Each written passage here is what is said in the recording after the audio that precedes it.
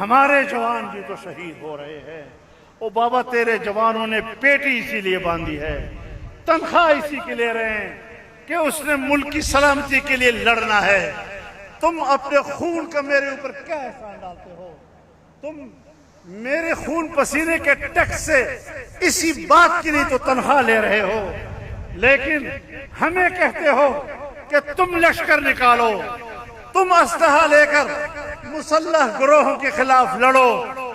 میں نے کوئی تنخواہ نہیں لی، میں کوئی لشکر نہیں بناؤں گا۔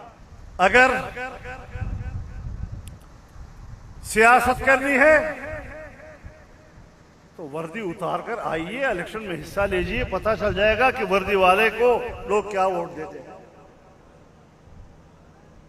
یہ آپ کا اختیار ہے کہ آپ جس کو چاہیں گے حکومت دیں گے اور جس سے چاہیں گے حکومتیں چھین لیں گے۔ مقتدرہ سے بھی کہنا چاہتا ہوں کہ آپ بھی کوئی غیر نہیں ہیں، آپ بھی ہمارے پاکستانی ہیں، آپ بھی ہمارے کلمہ گو بھائی ہیں، لیکن ملک کے اندر رہنا ہے تو میرے لیے بھی ایک دائرہ ہے، مجھے اپنے دائرے سے باہر نہیں جانا چاہیے۔ پارلیمنٹ کا بھی ایک دائرہ ہے، ہر محکمے کا ایک دائرہ اختیار ہے، اسی طرح فوج کا بھی ایک دائرہ اختیار ہے۔ فوج کی بھی ایک ذمہ داری ہے، اپنی ذمہ داری پہ نظر رکھو۔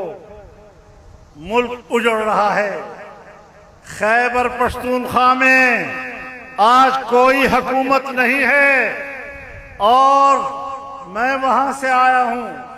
میں بتانا چاہتا ہوں پنجاب کے لوگوں کہ مغرب کا سورج غروب ہونے کے بعد صبح سورج کے طلوع ہونے تک پولیس اپنے تھانے سے باہر نہیں آتی، اور جب پولیس تھانے سے باہر نہیں آئے گی تو پھر سڑکیں مسلح گروہوں کے سپرد ہوں گی، پھر سڑکیں اور راستے ڈاکوؤں کے رحم و کرم پر ہوں گے۔ آپ کی حاکمیت کو میں اپنے صوبے میں جانتا ہوں، تمہاری کوئی حکومت نہیں ہے، تم صرف دارالحکومتوں میں اپنے بڑے بڑے بنگلوں کے اندر بیٹھے ہوئے ہو، ٹانگ پہ ٹانگ ڈال کر سمجھتے ہو کہ ہم حکمران ہیں۔ کم از کم میرے صوبے میں تمہاری کوئی حکومت نہیں ہے۔ اور یہ بات سن لو، دل کے کان کھول کے سن لو، یہ حقائق ہیں۔ میں کوئی سٹیج پر خطابت نہیں دکھا رہا ہوں۔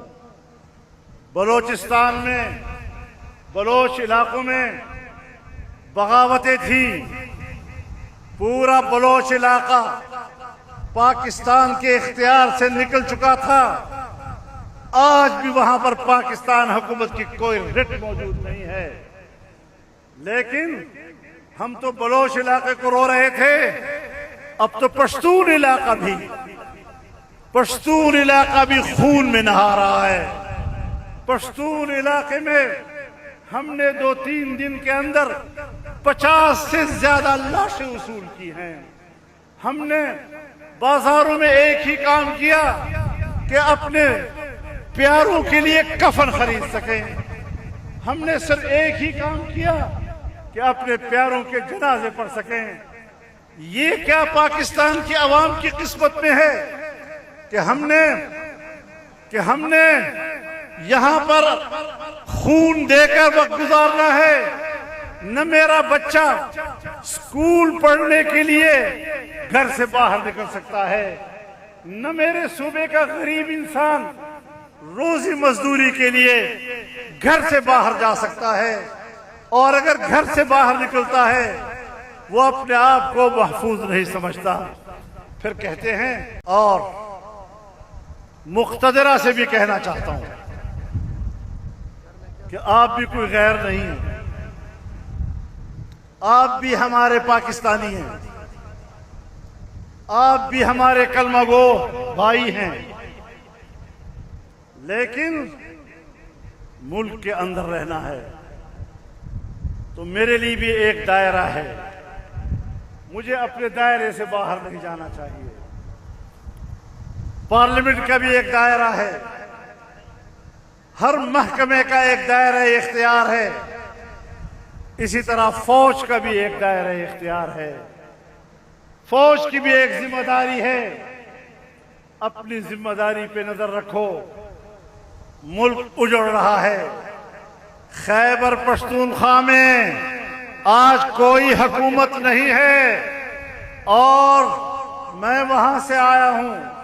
میں بتانا چاہتا ہوں پنجاب کے لوگوں کہ مغرب کا سورج غروب ہونے کے بعد صبح سورج کے طلوع ہونے تک پولیس اپنے تھانے سے باہر نہیں آتی، اور جب پولیس تھانے سے باہر نہیں آئے گی تو پھر سڑکیں مسلح گروہوں کے سپرد ہوں گی، پھر سڑکیں اور راستے ڈاکوؤں کے رحم و کرم پر ہوں گے۔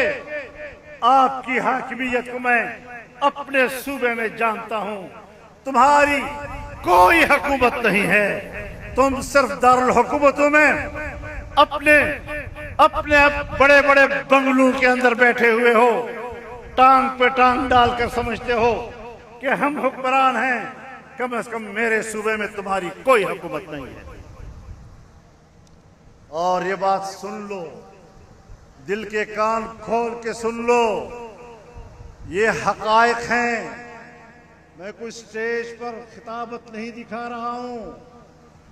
بلوچستان میں، بلوچ علاقوں میں بغاوتیں تھیں، پورا بلوچ علاقہ پاکستان کے اختیار سے نکل چکا تھا، آج بھی وہاں پر پاکستان حکومت کی کوئی رٹ موجود نہیں ہے، لیکن ہم تو بلوچ علاقے کو رو رہے تھے، اب تو پشتون علاقہ بھی خون میں نہا رہا ہے۔ پشتون علاقے میں ہم نے 2-3 دن کے اندر 50 سے زیادہ لاشیں وصول کی ہیں۔ ہم نے بازاروں میں ایک ہی کام کیا کہ اپنے پیاروں کے لیے کفن خرید سکیں۔ ہم نے صرف ایک ہی کام کیا کہ اپنے پیاروں کے جنازے پڑھ سکیں۔ یہ کیا پاکستان کی عوام کی قسمت میں ہے کہ ہم نے یہاں پر خون دے کر وقت گزارنا ہے؟